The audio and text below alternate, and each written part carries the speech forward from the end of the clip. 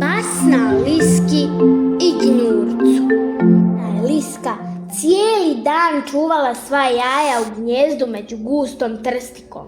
Strpljivo je čekala da se izlegu male liske. Malo dalje, na bistroj rijeki Neretvi, kupao se gnjurac. Gnjurac i liska bili su jako dobri prijatelji.